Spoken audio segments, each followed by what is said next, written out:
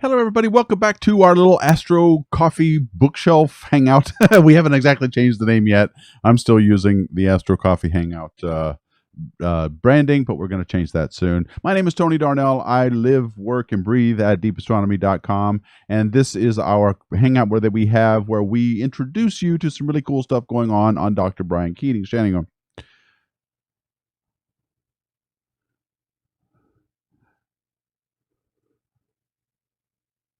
Wow, is that me?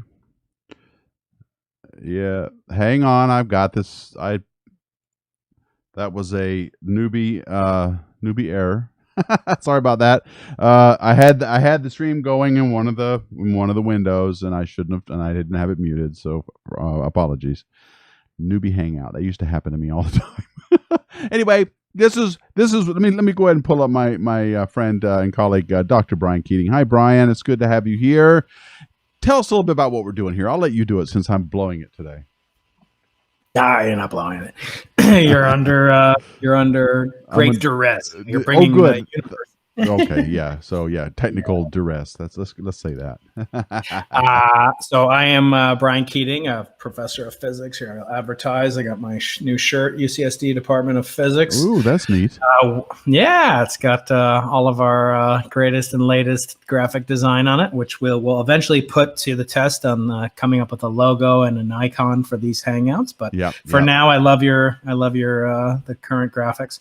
So every week I run a podcast, an interview, or an event here at UC San Diego, even during the COVID emergency. We've been running interviews and dialogues with some of the greatest minds in the world, ranging from science to artists to leaders. And I'll be doing some interviews in the coming weeks with biographers and really journalists that have detailed the most interesting items in society, both in science and beyond. So next week, I'm interviewing Sarah Fryer, who is a journalist for Bloomberg, and she wrote a book about the story of Instagram. And we'll talk about that maybe at some point, but it's a little bit, you might think it's off topic, but actually a lot of the lessons that she brings up in that book have great applicability for projects in astronomy and cosmology and particle physics, all the sorts of things that I'm interested in. So stay tuned for that. But this week we're talking to a household name, the first family of astronomy and the cosmos, and that's of course Sasha Sagan. And she is the daughter of none other than they kind of are the first family, aren't they? I guess. Yeah, that's right. Yeah, I don't know if Bill Nye has any kids, or I think Neil Tyson does. But no. Sorry, it's got to be Carl Sagan. Yeah, that's right. Actually, he started the Planetary Society, where Bill Nye currently presides. Right. Yeah, he's definitely the god. So, I interviewed Sasha Sagan about 2 weeks ago, and we put together a special Mother's Day edition of my podcast. So my podcast is called the Into the Impossible podcast. And I, as I said, I run out videos and so forth on a weekly basis. And her episode came out on Mother's Day, and we talked a lot about being a mother or being a parent and the traditions that were passed on by her great parents, Carl Sagan and Druyan. Right, and so so all of these. So I just want to remind everybody that the links to Brian's channel and the interview that he did with Sasha Sagan is in the description box of this video. So please go watch it after you watch this preview for it. And some of you are asking, am I streaming on Twitch? And the answer is no, not today. I'm trying to be nice. Twitch gets mad when you stream things to it that you're also streaming to someone else.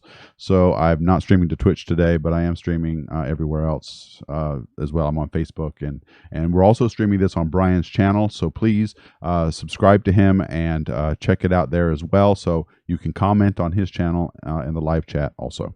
So okay, so let's see. Let's go ahead and start with. Do you want to start with one of your clips, or do you want to enter? Okay, all right. Which one? I'll do the. All right, let me.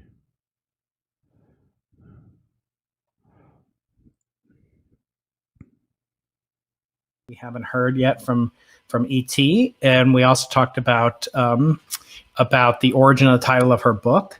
And another thing we talked about is how different scientific and non-scientific aspects of our place in the cosmos affect the rituals that we as human beings carry out. She's very much a secular atheist herself, as were her parents, but she observes an awful lot of rituals, and I was fascinated to learn of what prompted her to do that, and also share with her some of my sort of contrary ideas to hers, but I think we reach a great deal of consilience in the discussion. Oh, good. Okay, I'll start the script, and then I want to remind you, Brian's going to be around. We'll talk about this for about a half an hour, then he's got to go, and then I'll hang around for questions and comments after the fact. So here we go. Let me start with this first one. The search for extraterrestrial intelligence is coming from originally comes from Jodie Foster / Jill Tarter hearing this radio impulses on a large radio telescope, the Very Large Array. It's a wonderful facility, but she hears it using radio signals. After we're now celebrating basically the 60th year of the search for extraterrestrial intelligence, with which your dad was deeply involved. And I wonder, what would he say about the state? We haven't found anything, and you're a big believer in evidence and belief, but we have no evidence that they exist, positive evidence. At what point would he give up, do you think, or would you, let's just say personally, at what point do you turn the telescopes off? Because we don't have infinite resources on this perilous planet. When do you give up a search and just reside with the feeling that you may never know? Well, we may never know whether we search or we don't, but I think that it's the answer to a deep and profound question to know if it's just us or not. And I think my dad's curiosity about that was very profound, and mine is too. And again, this is one of those things where people would come up to him and say, well, what do you think? And he would say, I don't know. And they would say, yeah, but what does your gut tell you? And he would say, I try not to use my gut for this sort of thing. I try to use my mind. And I think, it is an important question. It is a profound question. And as long as we can try to gain a little more evidence, I think whatever the answer is, it's nothing we could possibly guess. And so it is worth trying to find out. And it tells us either way, the answer tells us so much about ourselves.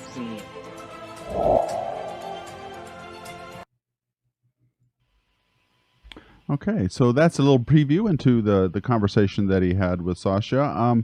So how did that go? You guys spoke for about how long? How long did you talk to her on this? Over an hour. We actually, she was very generous with her time, and it was kind of funny the way that it materialized. I just reached out to her online and asked her, would you mind being on my podcast? I've had on some of your friends and and colleagues, and she said yes, and came on, and I read her book, listened to her book. And it worked out really nicely because, she's Jewish. As I said, she's Jewish in the same way. One of my people I listen to on the internet, AJ Jacob, says, she's Jewish, but kind of in the way that Olive Garden is Italian. It's not, she's culturally affiliated with Judaism. She observes, her own versions of certain rituals in Judaism. As your listeners may know, I'm Jewish and I'm a practicing Jew, not at the far extreme of practice, but it is an important part of my life, and the rituals that I connect to she connects to in a very different way. She connects to them, quite frankly, in a way that's more naturalistic, in that she observes holidays in the springtime because she feels a great deal of kinship, say, with the fact that those holidays have been observed for thousands of years, and they themselves owe to the fact that the Earth is tilted on its axis by some 23 degrees. And if not for that, we would have no seasons. And so she connects the cosmic to the psychological, to the societal, and draws great distinctions and all sorts of things united by this. The essence of all these things, the commonality, is time and repetition, periodicity.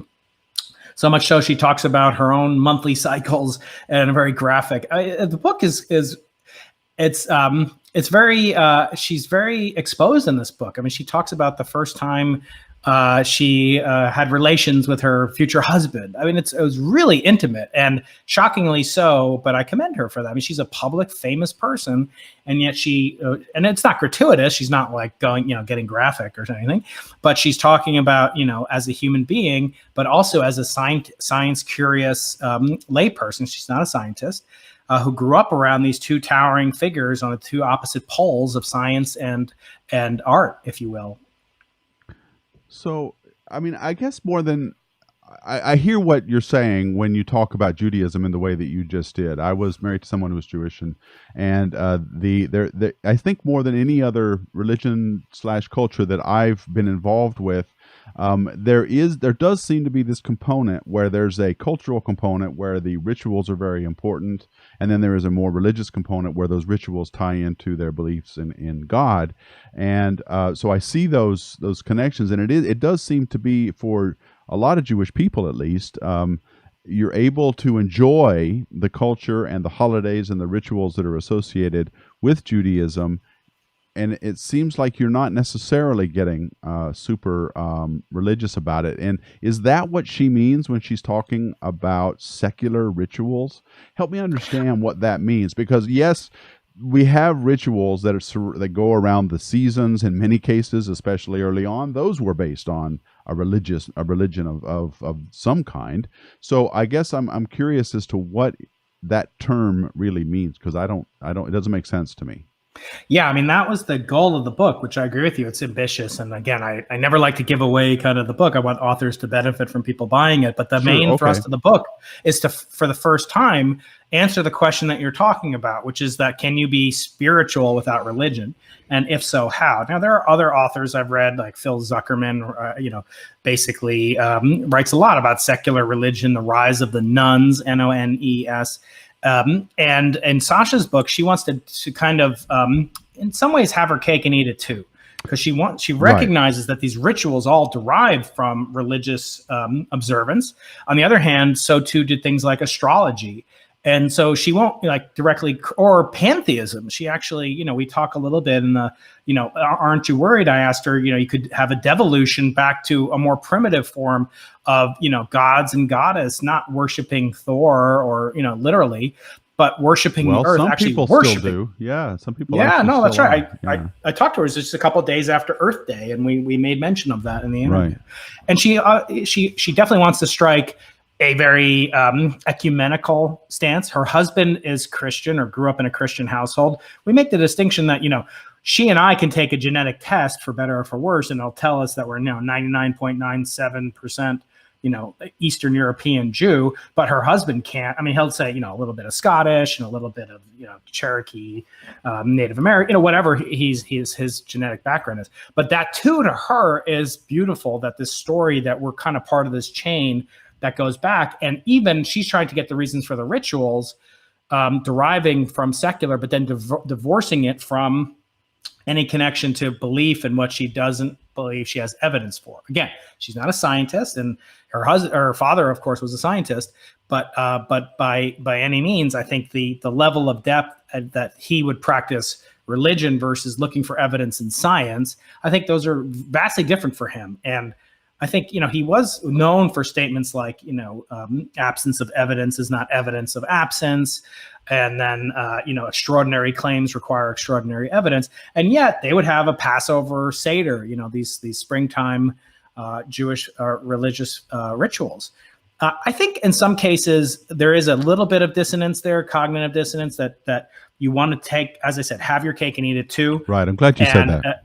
Yeah, and having, making everything from scratch. I pressed her and I said, you take these rituals to heart, but what if your daughter, her book is dedicated to her daughter, right? Helena, and her daughter, really plays a big role in this book, even though at the time of the writing she was like 9 months old or something. But it's really like passing on from mother to daughter, which is why I published the interview on Mother's Day. But at the same time, I said, what if she doesn't believe what you believe or practice these rituals that you've practiced for one generation now? How will that affect you? Look at Christianity. It's been around for thousands of years.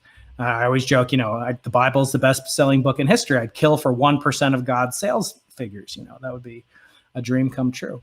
But on the same token, she's very candid, and I think she wrestles with these questions, and the listeners can judge from the interview, and we can also always, follow up. She's very responsive, and I really enjoyed it. She's incredibly gracious.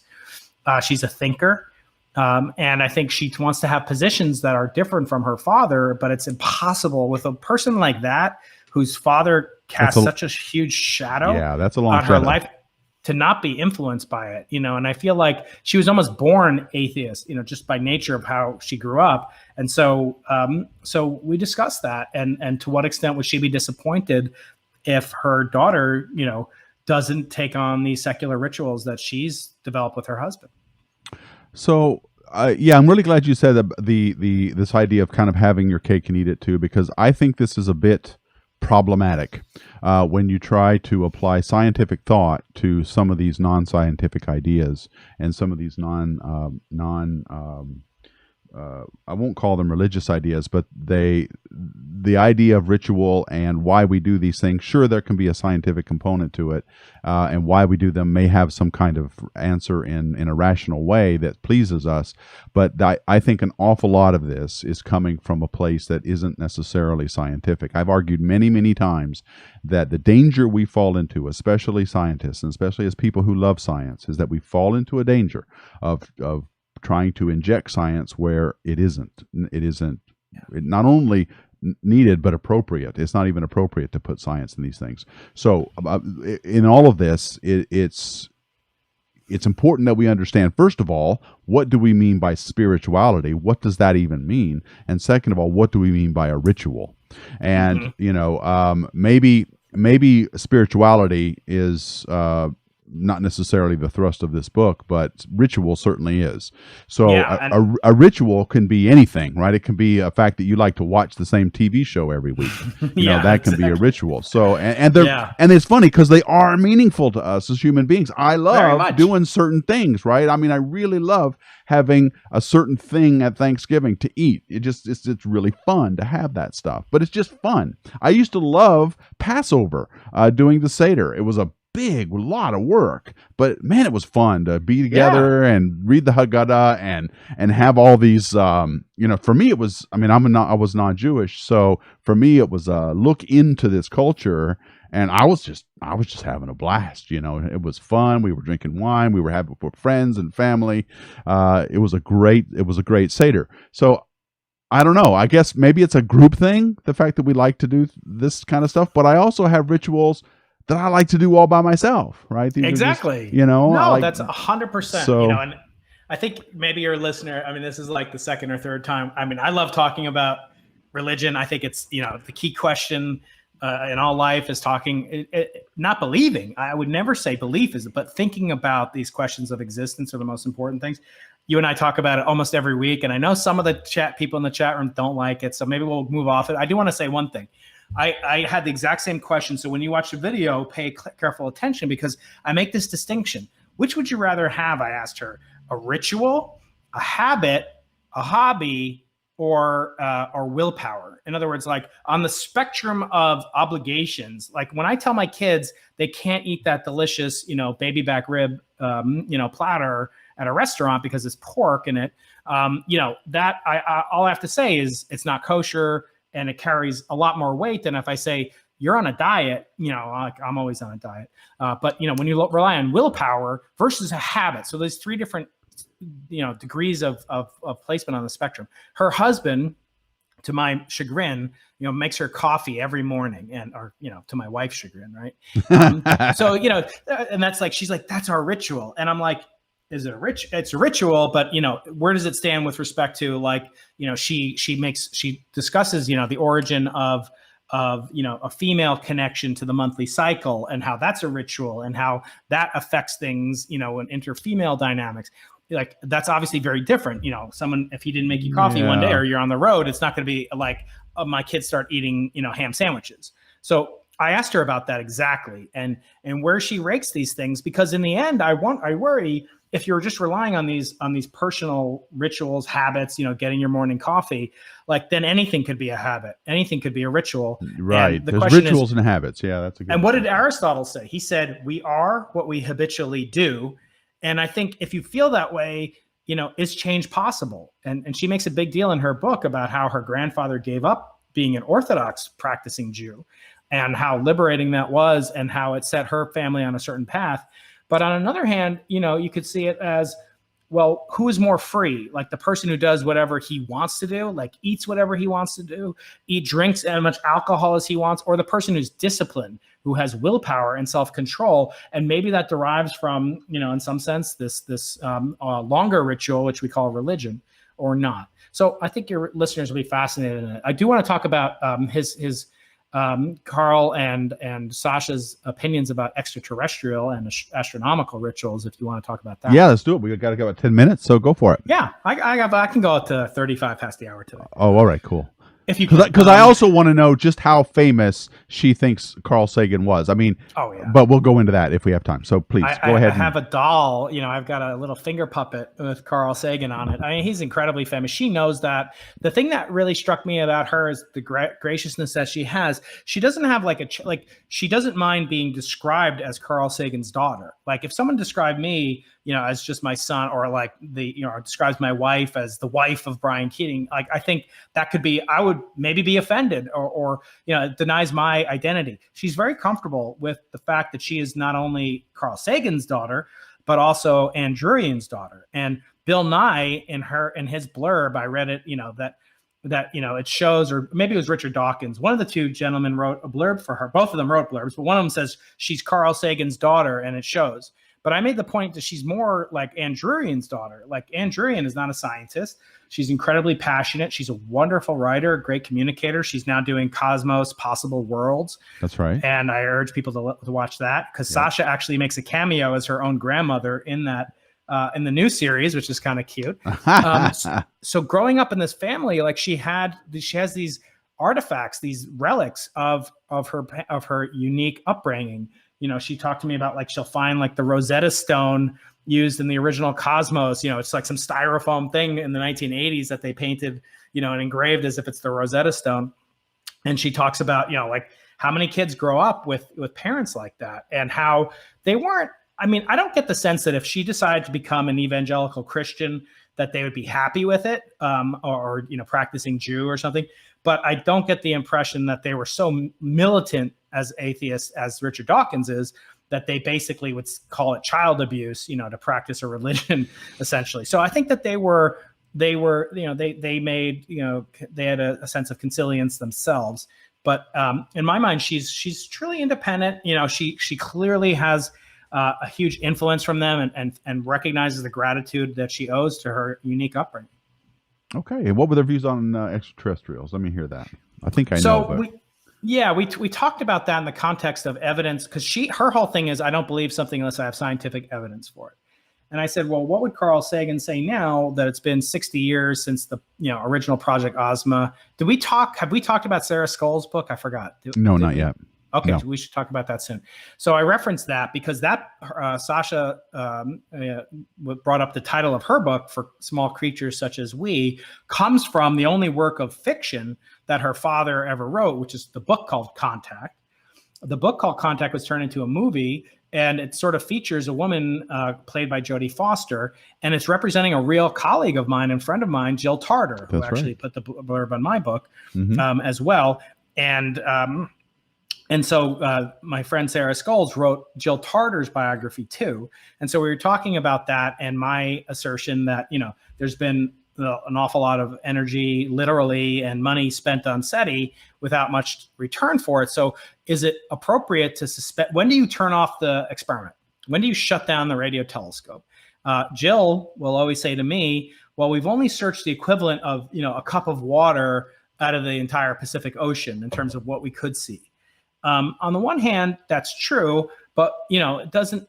If you do go out there and you get a bigger fish tank and you don't find anything, at what point do you stop fishing? Right? Do you go to a different fishing hole or go to a different technology? So I think Sasha's, she's kind of open to this idea almost more as a way that it reflects back on us, on our own psychology and what we crave from the universe. Because remember, that whole universe, or that quote, the title of her book, For Small Creatures Such as We, the only thing that makes the vast loneliness bearable, the emptiness of space basically bearable, is love. And that's the full quote, something like that. She goes through the quote in the interview. But the point being that people like Carl and people like Sasha, they believe that there's basically would it be no meaning in the universe if there's only if there weren't human beings and the capacity that we have for love, if there are no aliens or any other civilization outside of our own? And so I think it's a little bit wishful, hoping. And I certainly have colleagues that study it, and I'm very deeply admire Jill Tarter and Seth Shostak and their friends. But the question of at what point does it take over from from evidence-based pursuits into, as Sarah Scoles presents it, almost like religious fervor in its own. Sorry to keep coming back to that. Right. But this evidence without belief, or belief without evidence, rather, that's a theme of her book. And I don't think she really fully ties it together in the sense that, that this is, she's not going to say stop, turn off the machines, and nor would I, because as people point out, we've only been looking for 60 years. On the other hand, there's a lot of volume in space out to a sphere of radius, 100 light years. Let's just say, yep. How I many make stars that point are all out the time. there? Yeah. Yeah. And people like Adam Frank and others will say that, there's no aliens with prosthetic foreheads like we might have imagined, or humanoid aliens like in Contact. Nevertheless, there could be microbes or a shadow biosphere, as Paul Davies and I talked about earlier this year. We should also talk about that. Maybe we'll do a whole UFO or SETI and plus UFO episode where I cover Paul Davies' book.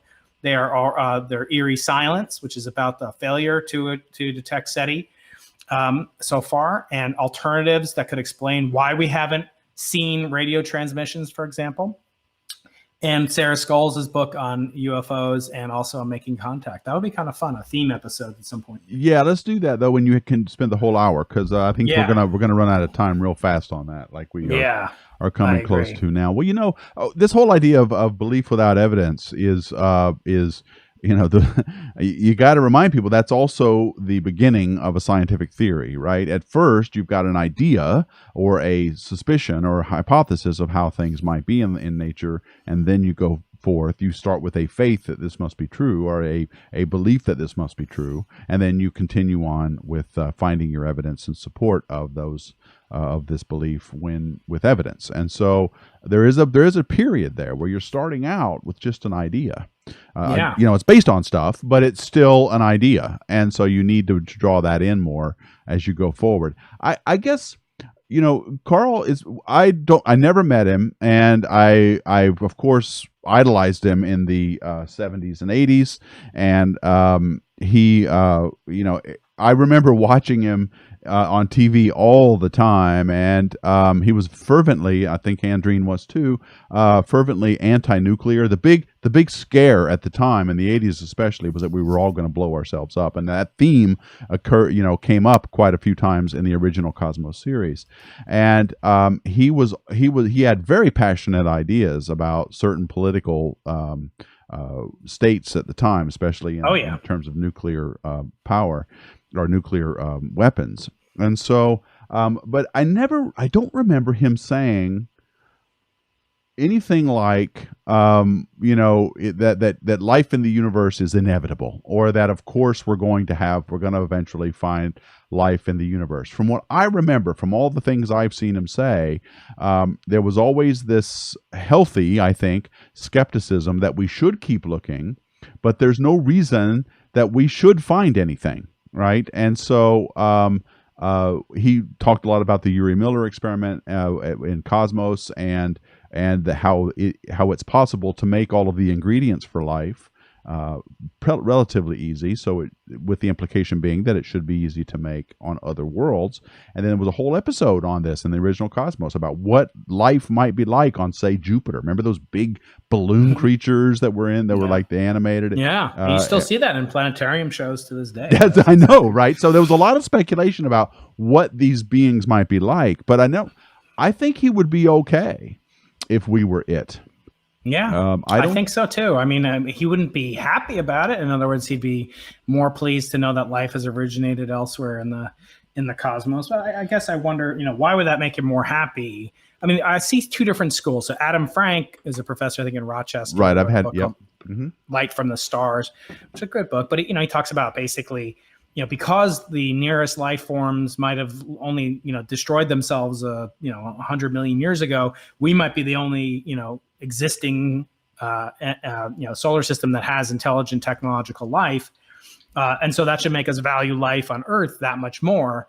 And I think, that's a blandishment. It's not like I enjoy life. Now I enjoy it really more because I know I'm it. And I think like sometimes there's a tendency in these realms to kind of idolize, not just nature, but kind of not idolize the sense that the kinship that all living creatures or all entities have in the universe. Like I hear things like, oh, it's connected to the stars, as Carl said, we're all star stuff. But because you're made of the same thing as, you have trace elements of radioactive thorium in your body, do you feel like a kinship to a nuclear reactor? No, it's always like, because you have, some ethylene in your bloodstream, do you feel a kinship to styrofoam? No, nobody does. Or methane. Okay, let's take an example. Well, you could, but you'd be weird. Yeah, exactly, right? So, but it's always like star stuff, and I talk about that. The iron in your blood, comes from a supernova. I talk about that in my book. And we got into this poetry for physicists. That's the second clip. If you want to play that. All right, I'm going to play it now. Yeah, let's talk, because we talk a lot about art and science and how she bridges those two. All right, I'll play it now. Go for it.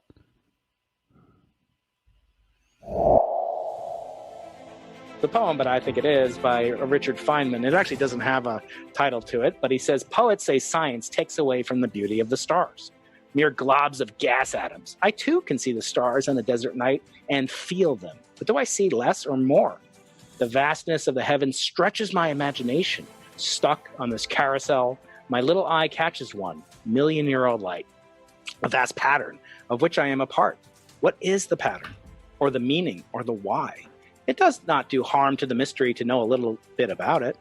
For far more marvelous is the truth than any of the artists of the past imagined it. Why do the poets of the present not speak of it?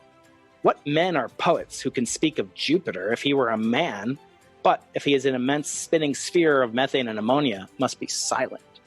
So I think I know which one you might prefer, but I'd like to hear from you. I don't know, have you ever heard the Feynman? Yes. And I had to say, I love Walt Whitman, but I'm with Feynman on this one for sure. I figured you might be. Yeah. So can you talk about it? Yeah. I mean, so this is my position is,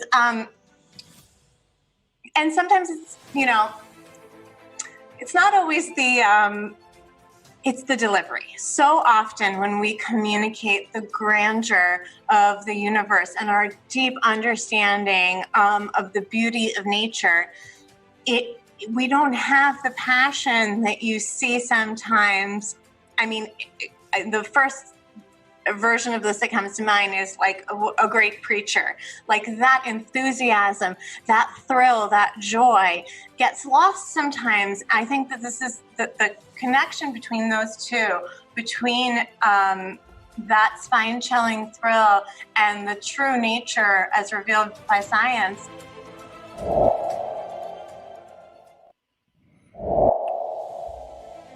The poem, but I think it is, by Richard Feynman. It actually I'm doesn't so have a glad to hear title her to say it, but he says, it's the poets say delivery science of takes this away from because, the beauty and of it's the the stars. passion that comes through Mere because globs of gas the atoms. one I too thing can see the stars on the that desert made night Carl and Sagan feel famous them. But do I see was less the or way more? he delivered The vastness of the his heavens words. stretches my And, imagination. you know, it's Stuck on just this carousel, my little eye hang on, I'm catches still one playing it. million-year-old light. Yeah. A vast pattern. So I think I just got a There we tweet from Sasha that I think she's watching it, or she liked the fact that you and I are chatting today. So, good. Sasha, if you're out there, Hi there. Yes. leave us a comment. Yes, We most love, definitely. talking about your book.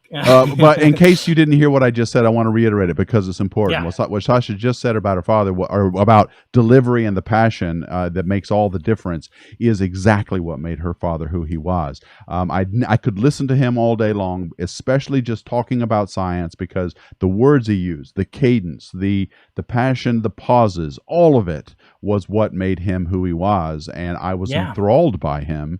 He could talk about anything and I would listen to it because of the delivery. Yeah, me too. And I talked to her about that too. And I said, there is sort of a hierarchy where, scientists who do that, who popularize, are sometimes not as well respected, maybe by their more, kind of lab oriented or, just more insular colleagues. And I feel like that's a disservice, that we have this burden that if you're good at communicating, you're perceived as less as a scientist. So famously, her father was never elected That's right. to the National Academy of Sciences, even though on the scientific grounds he deserved it.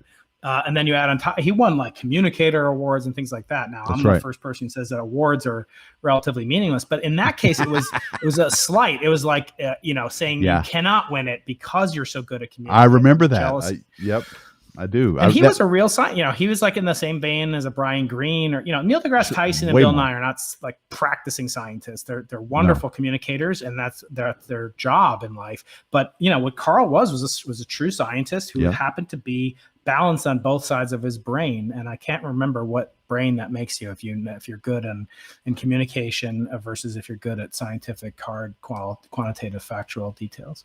Well, both him and Anne were Anne still is, and Carl was one of the most articulate people you could ever run across.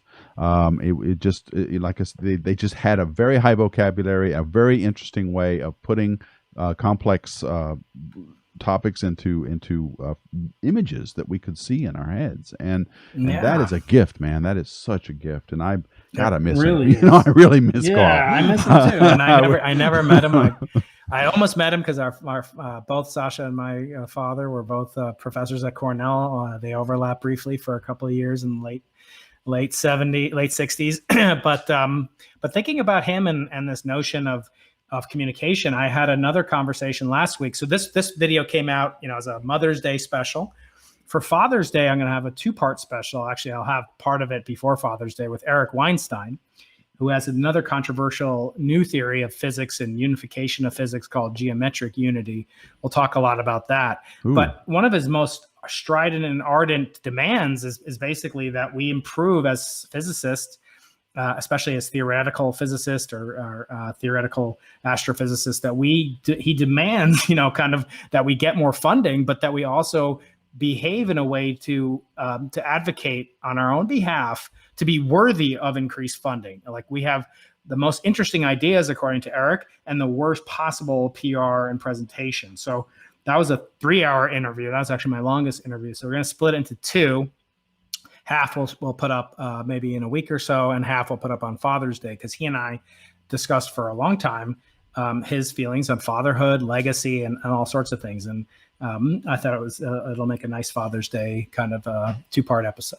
Okay, great. Well, all right. So, I guess, Brian, we're out of time, but the interview with Sasha Sagan and the Power of Secular Ritual, his interview, the link is in the description box. Go to his channel, watch the interview. The link to buying Sasha's book is also in both my description and in Brian's description box as well. So you can check out her new book. Or this is her first book, isn't it? It's her first book. She's going to work on a second book. She said we didn't get into too much detail about it, but yeah, you're absolutely right. Yeah, she's an incredible author, very lyrical writer, very touching, and very intimate. And I like that. In a book, good. By an author, yeah. Well, I don't watch the interviews before I talk to you because I want to get the preview like everybody else is. So I'm going to go watch the interview. The one with Mario, by the way, outstanding. Mario was great as always. I love him. So yeah, Mario's great. And, okay, guys. All right. Well, Brian, you can go ahead and head out if you need to. Don't forget to hit the stop streaming button. I'll hit it on my side. On your channel. I'm going to stick around in case Tony goes off. I may go off on he's something. He's really going to say what he thinks of Californians. As soon as I leave, he's going to... Oh, yeah. Oh, I do hate California. I do. Hey, not until I leave. San Diego's not so bad, but the Valley, oh man, the LA and the Valley, I can't stand that. So, all right. So yeah, everybody. Thanks so much. Next week, I think we're off, but in 2 weeks, let's talk either. I got it. Actually, I got an email from the AAS saying that they had to push it back. So we can do next week if you're free. So I'm interviewing Jan 11, I think at this time. So let's figure out another. Let's coordinate by email, and we'll figure out. Either way, I'll show up and say something. So I'll be here next week. All right. Cool. I really enjoy it out there. Everybody send questions. Subscribe to the podcast on iTunes. Please leave a rating and a review, because actually the algorithm that that Apple uses to promote it depends on how many reviews and ratings that we have. So I'll leave a link to it right now in the chat box, and then please please rate and review it. That'll do me a big favor. Don't ask for much, but that's it. Yeah, that's a good idea. And you can get it on Spotify too, though, right? You can watch it on Correct. Spotify. Yeah. And Okay, on our cool. websites and so forth. Yeah. Okay, cool. All right, Brian, I'll see you soon. I will sign off. Thank you, guys. Okay, Bye. Dr. Brian, talk to you later. Bye-bye.